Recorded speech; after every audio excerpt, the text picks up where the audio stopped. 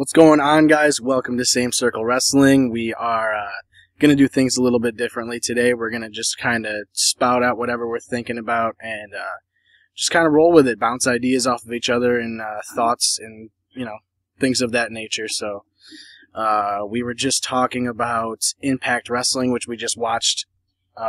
It was live tonight. And allegedly, yeah, Bill and I really didn't watch a lot of it. We were too busy playing 2K15, but we did see the main event, which really was just Kurt Angle defending his belt again by DQ. So, can TNA really live without Kurt Angle holding that title for longer than like 2 months? That's what we were talking about not too long ago. Is that at this point TNA's in such a bad spot that they have to kind of have Kurt Angle holding the belt and the Hardys holding the tag team belts, even though they're injured. And we just talked about that before we started recording. The Wolves got injured, and now they have to drop the belt. The Hardys get the belts, and now Jeff Hardy's injured for, we don't know how long, but they say he's on crutches now, and hopefully he'll be back relatively soon. Well, that's like a broken leg, broken foot. That's like at least 2 or 3 months before he can train again. Yeah, and they were saying 2 months, but it's you don't want to rush him back into the thing. And just look at Daniel Bryan. You rush a guy back in before he's not fully ready, and then before you know it, you got to take him back off TV, and you can't use him. What's the point of having that marquee name if you're not going to be able to bank on it? Yeah, exactly. Yeah, it's kind of ridiculous seeing WWE and TNA having the same exact issues with how they manage talent like that. They're both putting people's health at risk. But I mean, that's what the industry and the business are. But it's how well you react to those situations that makes you a better company moving forwards. If you take the title off Daniel Bryan, you can easily give that to 6 or 7 different people and create a storyline off of it. But the problem is, between the wrestling community, they're not going to be happy that Daniel Bryan got another title taken off of him, but can you really argue with that? Yeah, it's not it's just the nature of the business. Plain and simply, he got injured. He has to lose the title. It can't just be off TV, when Brock Lesnar was holding the belt. And it almost helps you see things from the company's perspective. It really is a pain in their ass how over Daniel Bryan is. That matched with, they want to give the fans what they paid to come to see. If fans paid to see Daniel Bryan hold that title, they want to give people seeing Daniel Bryan holding that title. But they're held almost at arm's length when Daniel Bryan physically cannot compete. What do you expect them to do at that point?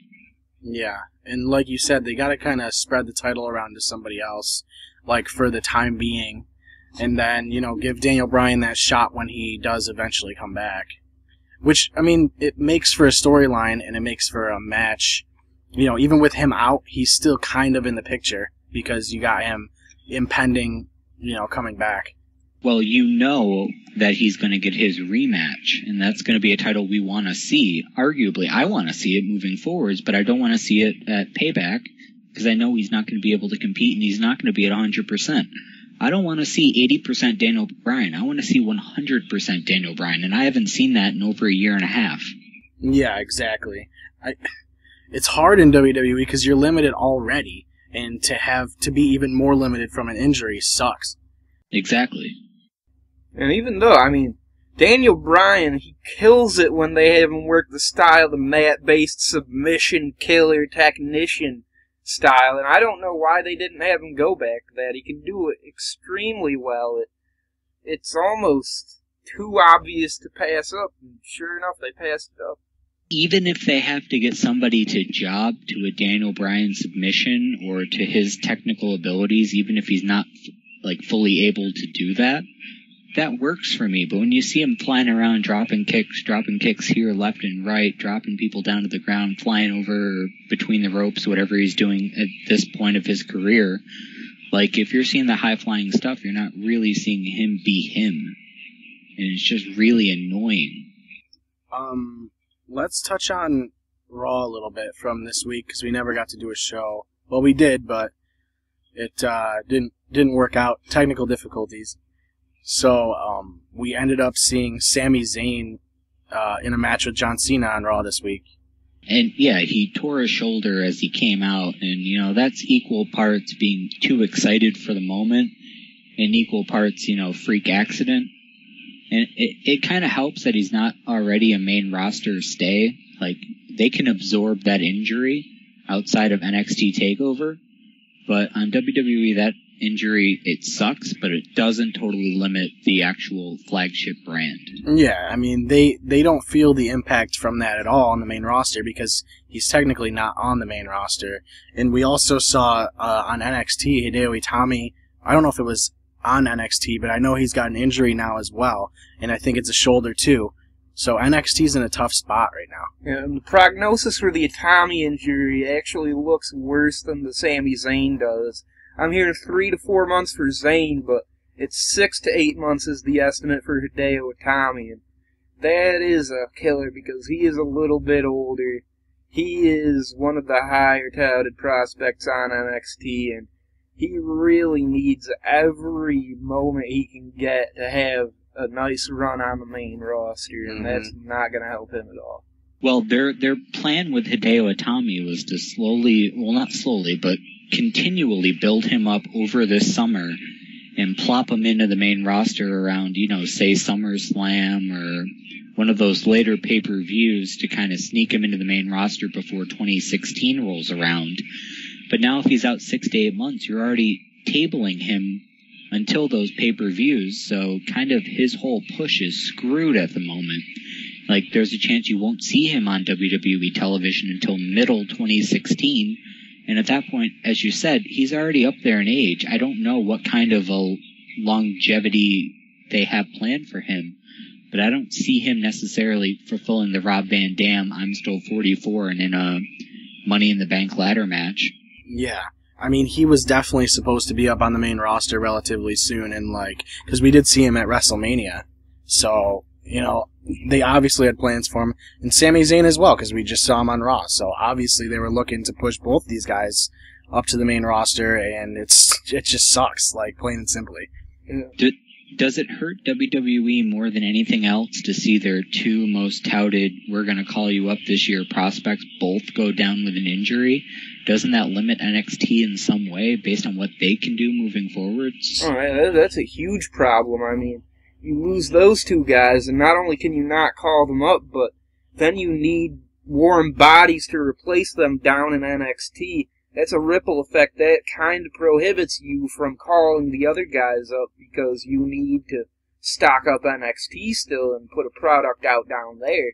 So that really screws up the schedules for pretty much everyone else. Especially with Sami Zayn and Owens already being in a storyline, That and Hideo Itami was supposed to be in a major match at their TakeOver coming up. Both of them are, arguably, I would say both of them are out at this point. So you're taking two of your marquee names right off a TakeOver. What can they do to fill that gap?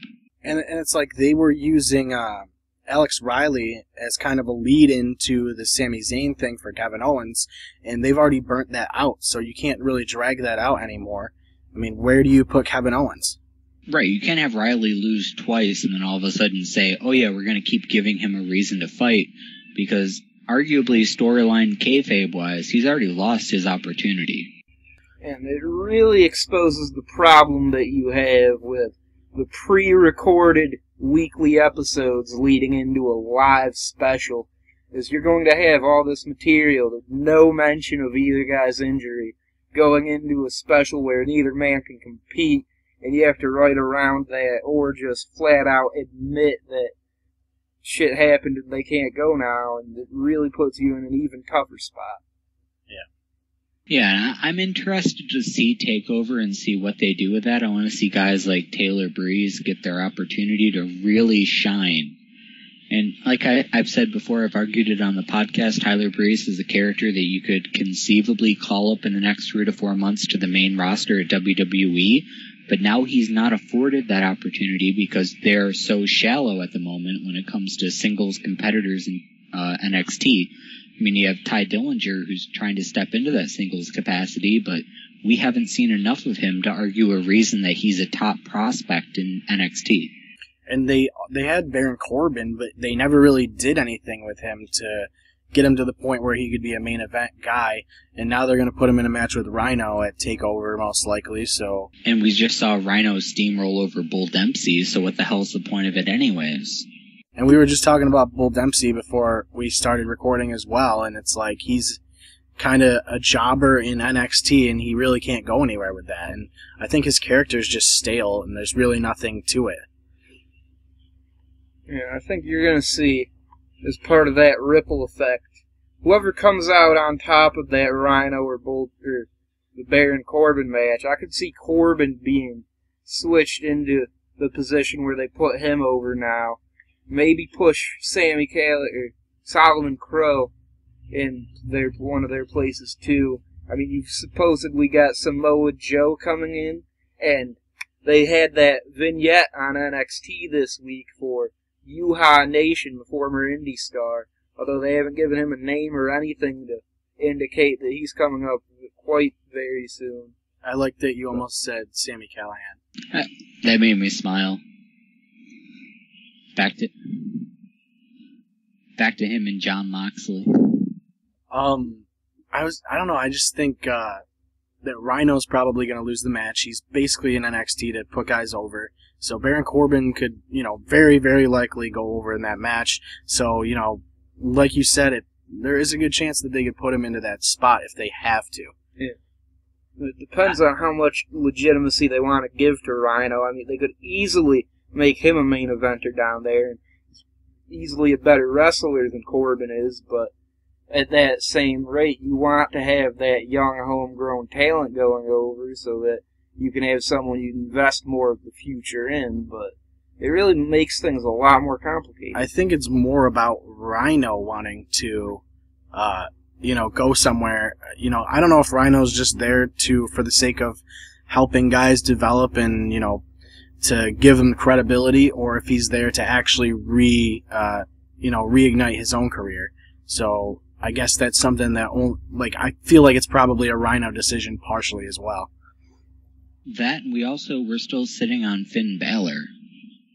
That's a guy who deserves a push. He deserves some kind of legitimate credibility in NXT. I mean, he hasn't gotten the title yet. I mean, he's had his opportunities, but those have turned into, I don't want to say a squash match, but he hasn't looked super strong in even losing. So maybe this is a chance to really turn Finn Balor on and get him on the main roster sometime soon. I think it's time for that, because he isn't going to have a really long run on the main roster if they wait too long, with him in NXT. So it might be a blessing in disguise for him. Yeah. I think we were talking about earlier that he's old. He's not old, but he's getting older, and, he ain't getting any younger, so you gotta, at a certain point, he doesn't have a long contract with NXT, so it's like, you gotta get him on the main roster at some point, so it's like, it seems like now it is the time for that, with a couple guys out, I think that's immediately the comparison you have to make, especially when you got guys like Hideo Itami and Finn Balor who are in their 30s, and then you look at the parity in the main roster where you have Seth Rollins, your champion, he's 28, you got Dean Ambrose, who's 29, you have Roman Reigns touted as the star of the future, I think he's 28, and you have Bray Wyatt, he's like 28, 29. He's up there around that age pocket, so you already have these guys in NXT who still have quote-unquote time to develop, and they have 3 to 4 years their senior. You got to start worrying about when they're going to get their legitimate shot to, enter WWE and become actual legitimate title contenders. Right, because it doesn't happen overnight. I mean, Neville seems to be getting a pretty good push, but I think he deserves it. And, it's hard because you do have to spend a good amount of time on the main roster before they're going to have enough faith in you to give you that push. And the thing with Neville is, and I guess you could argue the limited action that he's had, which I think he's been given plenty of coverage on the main roster, but he's done nothing but show off and prove that he belongs there. Not at one point have I looked at Adrian Neville, a guy who's arguably maybe an inch taller than I am. Never at any point have I looked at him and said, oh, this guy's outmatched. This guy doesn't belong here. He's come on the main roster and he's done nothing but fit in and nothing but look like the top of his class in any match that he's been in. And we gotta hope that when we're looking at NXT, when they call these guys up, they're gonna do the same thing. Put them in positions to succeed early and give them opportunities to make a mark so they're not sitting like Heath Slater, 4 or 5 years down the line from his run, just jobbing to keep a paycheck. Yeah. I'd also like to talk about Lucha this week, too. Oh, I love Lucha this week. We had the Son of Havoc and Helico with Ivelisse, but Ivelisse is on crutches. She's got a cast. She's useless. Against two members of the crew, Mr. Cisco and Cortez Castro. Interesting match, from my point of view, based on the fact that they had the crew go over. Yeah, I thought that was pretty... You know what? The thing about it is that you really have already built up... Everybody knows how good... If you watch Lucha Underground, everybody knows how good Son of Havoc and Helico are. They don't lose a lot from losing this match, and you got to build the crew a little bit. Yeah, that's a major thing, is you need the crew to look like a viable threat if they're going to keep going with that program. And especially since they were called in at the end of the the trios tournament. Like, they were brought in, and it's like, well, who the hell are these guys? We haven't seen them in action. What credibility do they have? So immediately taking down Son of Havoc and Angelico, based on, like, the Homer man-crush feelings I'm having for Angelico after that spot where he jumped off Dario Cueto's office, it was good to see both teams show some kind of parity and some kind of evenness between them. Mm-hmm. I think Angelico and Son of Havoc are phenomenal, and they could both be ridiculously good singles guys, but it's not a problem at all, but the fact that Lucha has such a good roster, it makes it hard because you don't know who you want to put in the Lucha Underground championship picture versus the Trios championship picture. Especially when you hit later in the match when we have Alberto Patron versus Johnny Mundo for the number one contenders to fight Hernandez for the actual number one contenders. Like, you're already showing the top part of this card is super congested. What do you do down below to kind of give everyone credibility, but at the same time, give good matches without having squashes? I think that, like I said, it's so deep that, like, even when a guy loses, they're still going to look good because of what they can do in the ring. That's what Lucha Underground brings, is their skill levels are, like, so high, and they're allowed to do whatever they want, basically, that you can't even look bad when you lose. Well, just look at Tejano versus Delavar Diaveri, or however you want to pronounce it. That match never actually truly happened, but Tejano came out with a full head of steam like an 18-wheeler, and Delavar just pretty much dictated the early parts of that. But I mean, I want to see more of that match moving forwards, and if neither of them are in contention for the main title, give me 3 or 4 matches down the line, kind of like the Drago Aerostar feud, to where I see these guys really show their stripes. I think the interesting part of that feud between Tejano and Daivari is you really don't change anything about Tejano's character. You don't change anything about his approach, and yet you're basically writing him as the face in this feud, almost pushing him as the blue-collar angle against the rich Daivari character. Yeah, but Delavar Daivari has that Islamic heat that we lost when WWE dumped Jinder Mahal and Muhammad Hassan. Like, seeing that character gives me such goosebumps because I know regular, main event WWE characters shy away from trying to create that kind of character with heat. Yeah. And I think at the end of Lucha we saw Mil Muertes coming back from the dead, so he'll be thrown in there as well. And I mean, we still have Lucha Underground for another 3 months. Every single Wednesday night, so I cannot imagine what we're going to see in the next 12 to 15 weeks. I think we've said it a million times, but we recommend it so much, and I think it's starting to become a threat to other promotions, and we've actually heard WWE sort of under their breath, in a sense, They're gasping. They're scared, but they're starting to try and look to poach characters off of Lucha Underground, especially guys they've already had under contract before. And we're not going to mention any names, but there are certain characters on Lucha Underground they desperately want on WWE. Yeah, and of course they're going to be able to do it with the amount of money that they can pay, but the problem is that are these guys going to want to go to WWE in the state that it's in?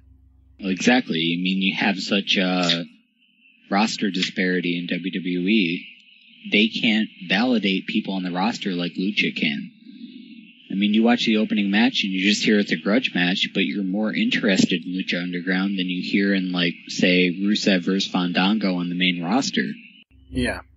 And the Young Bucks, too, are in a point where they're kind of negotiating with all three of the major companies. I guess Lucha is a major company now, but the Young Bucks are at a point where they don't necessarily know where they want to go. And they're making so much money in the indies because they've marketed themselves so well. It's hard for somebody to make a good deal for the Young Bucks, you know what I mean? Yeah. Yeah, but when Lucha Underground is filming 2 episodes on a Sunday, and they're doing that for, say, 2-3 weeks, all of these guys are making money 4 or 5 other nights of the week working on the indie scene. That's where you get guys like Cage and Tejano and Alberto Patron. Yeah, they're working AAA, but they're also working, you know, those silly promotions you see in your local hometown at bingo halls. But guess what? Since they're on Lucha Underground, they are main stars, so they're drawing top attraction just for showing up. Mm-hmm. And Lucha films, like, way ahead of time, too, so, you have the freedom. So I think the Young Bucks would be best to place themselves in the Lucha Underground scene just because they do have that freedom to, do whatever they want, basically, and conduct themselves as their own brand. Just the idea of the Young Bucks in Lucha Underground just blows my mind. That would be unreal quality wrestling right there. You know, the only thing that makes me fear the Young Bucks going to Lucha is the fact they don't have a real tag team division. They could always, tag somebody on there and throw them in the trios. Well, exactly. Like, who do you grab?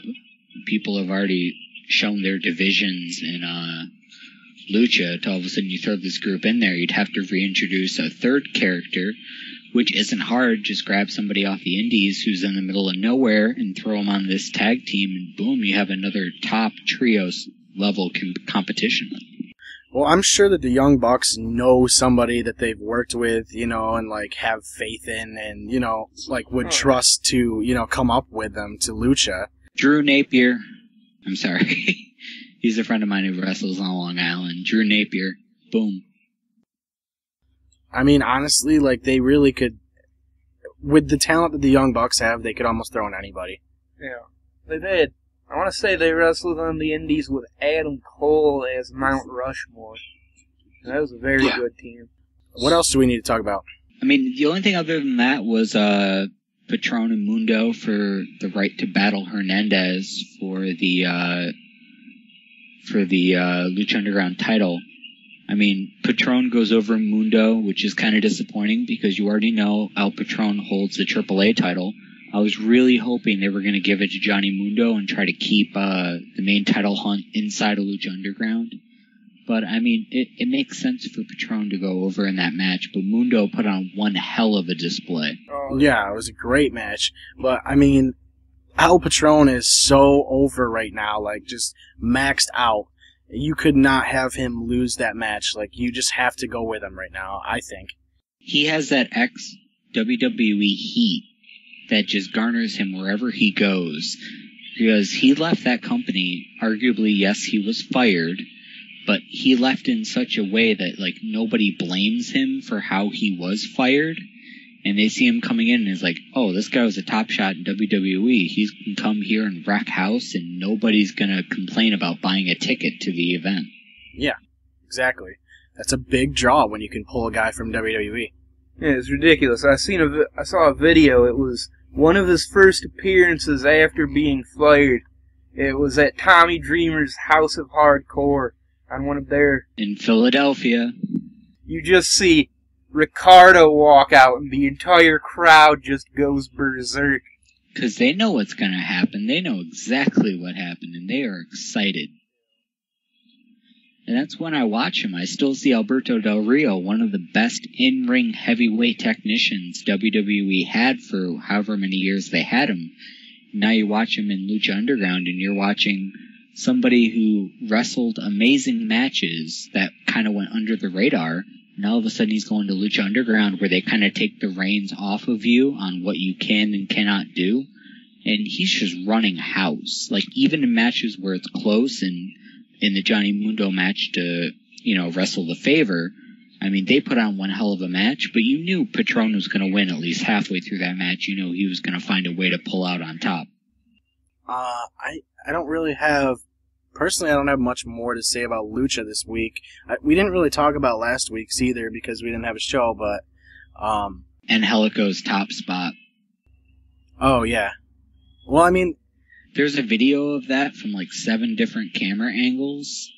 I mean, we've seen people jump off the Dario Cueto's office in Lucha Underground before, but the way he jumped off that, and there's another podcast about wrestling. I know we don't want to plug our competition, but We Watch Wrestling spent like 20 minutes talking about his spot jumping off of Dario Cueto's office, like how the guys lined up to catch him, because arguably everybody has to think about safety. But can you just imagine Angelico's thought process? Because it wasn't like he stood on the edge and jumped off like a swimming pool. He got a running fucking jump and jumped off that fucking thing into the ring. Hats off to him. I want to see him in a WWE ring, like, in the next year and a half. I think that the WWE could go with him because he does have the look, and I feel like as a character he could work in the WWE, but the question is, once again, does he want to go to the WWE? Right, like I'm sure he's making a killing in the Indies. He's at least making a killing in Lucha Underground, but, that spot to me, I was already kind of a fan because he was different when you look at Son of Havoc and Ivelisse as a character, because Son of Havoc and Ivelisse were dating, so you put those two together, storyline perspective, and then you throw Angelico in there, and he was just kind of the really tall, brown-haired white guy who, for some reason, had all the moves of a lucha, but had all the height and characteristics of somebody like Johnny Mundo, and you're just like, this is a parkour-type guy. That's the kind of guy I want to watch in the ring. Yeah. I think, honestly, at this point, like, if it were me, from my perspective, I would want to be in Lucha Underground if I enjoy the indies. Plain and simply, like, you're making money off of Lucha Underground. You're on TV, so you get the exposure. That gives you draws for when you do have matches in the indies, on the indie circuit. So it's like you're conducting yourself. You're pretty much wrestling wherever you want. You're kind of making your own schedule in a way, and you're getting tons of exposure. So what is there, like, there's no negatives to that, I don't think. Unless you have a bad manager, there's no reason why not to be on that indie schedule. But, like, if you look at the ESPN E60, you get why guys like Adam Rose are where they're at on the roster. You get why they're battling the matches they are and where they are on the card. That makes sense. But when you look at a guy like Angelico and Son of Havoc, guys who literally tear the house down no matter where they're going, it makes sense if they have the right manager to battle in the indies and Lucha Underground, because they're going to be a top draw, top dog no matter where they go. And like I said, they got the ring stature, the ring awareness, ring ability to be top dog no matter what indie they draw into. I just feel like the freedom that you're getting in the indies is just way, way, way better than what WWE is. Like, everything I've seen behind the scenes of WWE is they're forcing you into characters, or, you make a character, but they kind of have most of the creative control over your character, and I feel like it's just a better way to go, like, especially with Lucha Underground growing the way it is.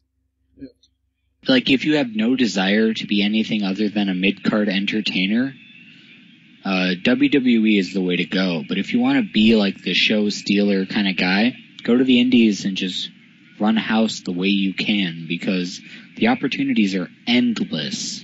Yeah, because in WWE you can be a mid-card guy and you'll still make, bank off of it. you'll have a tough schedule, but you'll be making tons of money. I guess it depends on where your priorities lie, really, ultimately. Yeah, and it depends on how you view yourself as a wrestler. I mean, not everybody's going to be a main event top draw. I mean, look at Jack Swagger. He's a guy who, he could be a top draw, but he's just not booked that way, and I think he's comfortable with that. He's a married guy. He might have kids, but I think at this point he's looking at longevity. He knows he can wrestle, 4 nights a week on dark live events and maybe show up every once in a while on a Raw or pay-per-view, but still get that paycheck. And you know what? All paychecks go home. That's how these guys operate. Yeah. And then you got the guys that work over here that can pull it off, few and far between, but if you can get steady work over in Japan and at the same time be taking dates on the indies over here in America, you can make just as much or as more than if you were a lower card, mid card guy in WWE, and you would have a lighter schedule. You'd be able to make your own dates, and I don't see how you could pass that up over going to the WWE, doing the 270 days a year on the road for whatever their mid card salary is. Yeah, I think that's clutch. Even if you're young, especially if you're young, because you can make your name on the indies, and then if the offer presents itself and you think the offer's good from WWE, you can go up there if you want. Exactly, and I think that draws us kind of towards SmackDown for whatever reason. It opened with New Day and I'm way off.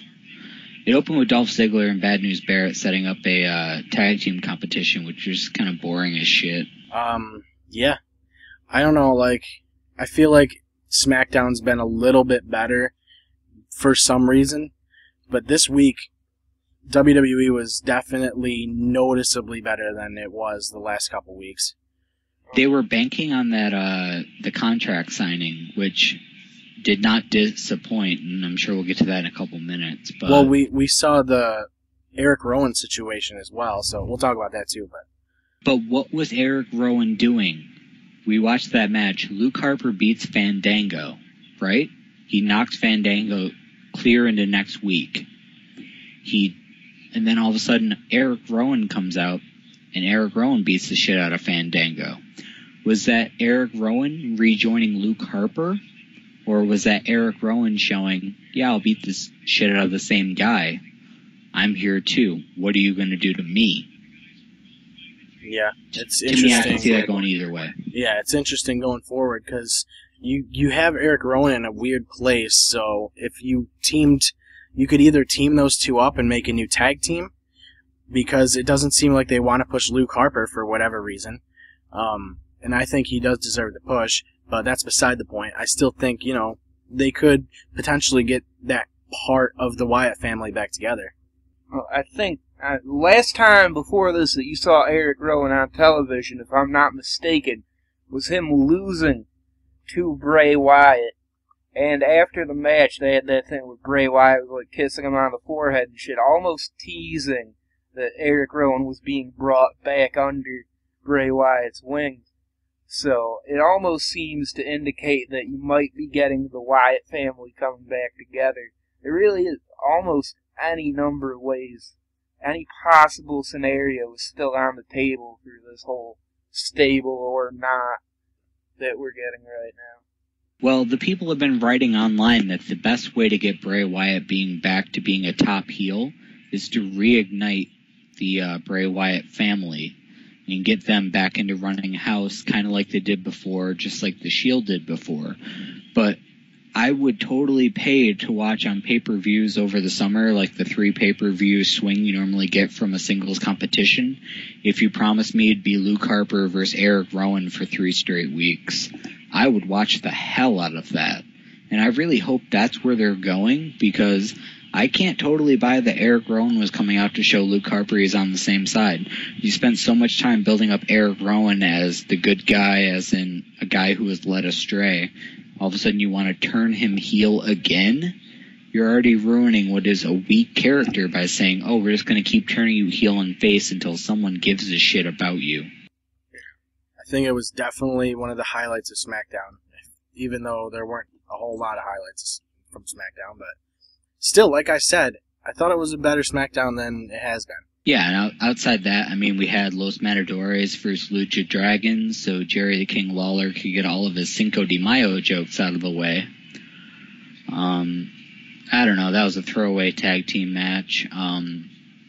We head to the contract signing, where we had Roman Reigns, Dean Ambrose, Randy Orton, and Seth Rollins all together in the ring talking about their main event at Payback, which I know we definitely want to talk about. What was your shining moment from the contract signing? The fact that Dean Ambrose is Dean Ambrose again. Yeah, he started setting up partway through that thing. He just goes, we all know this is going to turn into a brawl, so he's setting up a table on the ring ropes. He's moving stuff out of the way. He knows all he wants to do is beat the shit out of Seth Rollins, so he's not alluding to the fact that he's there for a cordial agreement. He's there to ruin house. Yeah, I have to go with some of the zingers that Seth Rollins was throwing out there. I can't remember if it was actually from the contract signing, but there was a point where he made the remark of something being more fun than listening to Roman Reigns cut promos all day. Oh, yeah, I remember that. What Seth did when he walked out was he started devising everybody in that contract signing through the Shield, which I think went under the radar. What he did was he tore apart Roman Reigns by telling the universe, but more importantly Dean Ambrose, do you remember when we said Roman Reigns couldn't cut a promo if his life depended on it, and he couldn't string together a sentence unless like 4 people spelled it out for him, and that put Roman Reigns on an edge. And then he talked about how they all talked about how how Randy Orton was washed up, and how Reigns and Ambrose and Rollins all talked about that as part of the Shield. So now everybody's against Reigns, and they talked about Ambrose, about how great he's good on the mic, but in the ring he's sloppy and he has no real reason to be there. So Rollins, as he walked to the ring, he took apart all 3 guys while still using the Shield, which is a hot button issue because we're waiting on them to pull the trigger on the Shield reunion or some kind of desperate battle between all 3 of them. And he's doing it as his contract signing, and I think that went way under the radar. Yeah, I think ultimately that's what this is the Shield, finally being in a, every man for himself situation, and then Orton's kind of the wild card that's in there just kind of to, mostly focus on Seth Rollins, but I think it's going to be really interesting the way that match plays out. And it was nice to see the reemergence of Seth Rollins as this devious, scheming heel who plays mind games and gets the one-up on everybody. I mean, he's been doing a good job playing the petulant teenager role, but that scheming character was what really put him over the top as a hated heel, and it is nice to see that make somewhat of a comeback. Justin Bieber. And Bill, you hit on it, like, as clear as day. Like, that was a carnival ride where you hit the bell right to the top and it makes that dinging noise. Seth Rollins has been kind of hinting at the teenager moment for a couple weeks now, and all of a sudden he came out scheming, almost as if he had a written promo from himself, detailing everything from the last 2 or 3 years that the architect, quote-unquote, of the Shield would have in order to dismantle the rest of the people inside that ring. We finally saw a calculated Seth Rollins that wasn't the grimy, everybody else do my dirty work for me kind of character. And the fact that he stood tall at the end of SmackDown really spoke legions as to how this match is going to play out at Payback. In a way, character-wise, it was a throwback for all 3 former members of the Shield. I mean, you had Ambrose, who was finally the smart-alecky, tough guy street kid with the one-liners and the sarcasm. And you have Roman Reigns there, who's just looking tough with the, oh, I'm going to kick your ass. And then, I mean, I guess you have Randy Orton, who was more of a 4th wheel there than anything, but, I mean, he at least held his own. But you could tell the focus of that was on the Shield 3-way. It's pretty clear that they're setting up for it, and I think that segment indicated that there could be really good things in store still for that feud. Mm-hmm. That's what I'm saying. I think Orton's just kind of the wild card thrown in there. But the thing I want to hit on And Seth, I jokingly threw this back at you a couple times since SmackDown and since Raw.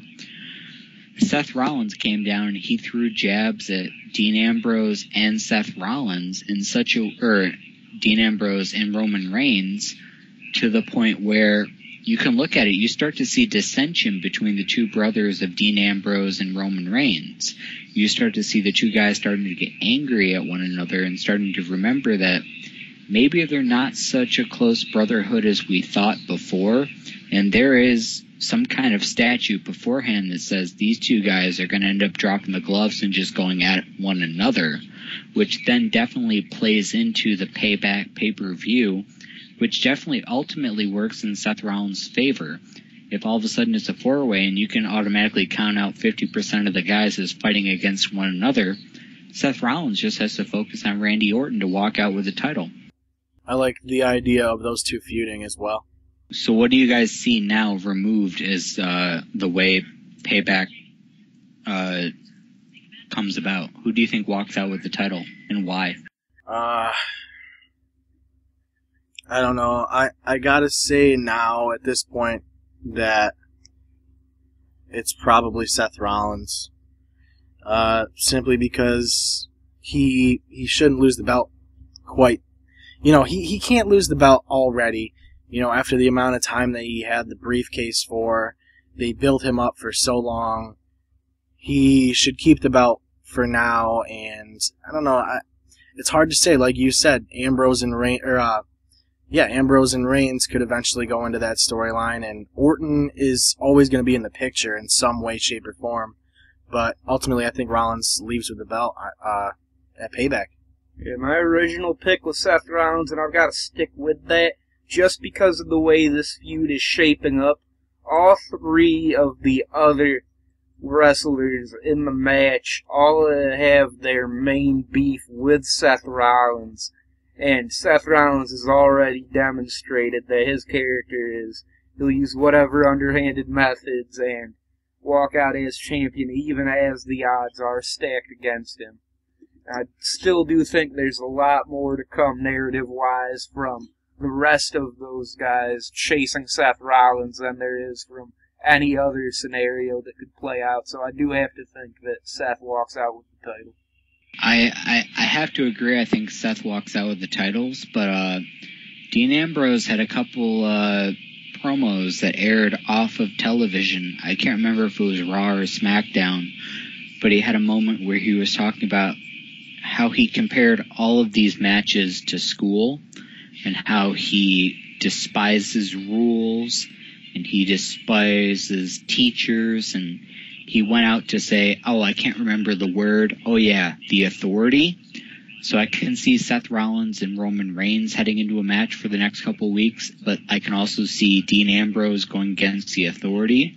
So I see him losing overall, Seth Rollins walking out with the title, but I see Dean Ambrose going into a feud with Randy Orton and Kane, and that does nothing more than enhance Dean Ambrose, walking out of Money in the Bank with the title, saying, you know what, screw the Authority. I'm here, I got the Money in the Bank contract, I'm here to run house, this is what I came to do. Seth Rollins, you stabbed me in the back, you son of a bitch. I'm coming to get you. I'll tell you what, Dean Ambrose is seemingly the perfect guy to have a Money in the Bank contract because of his personality.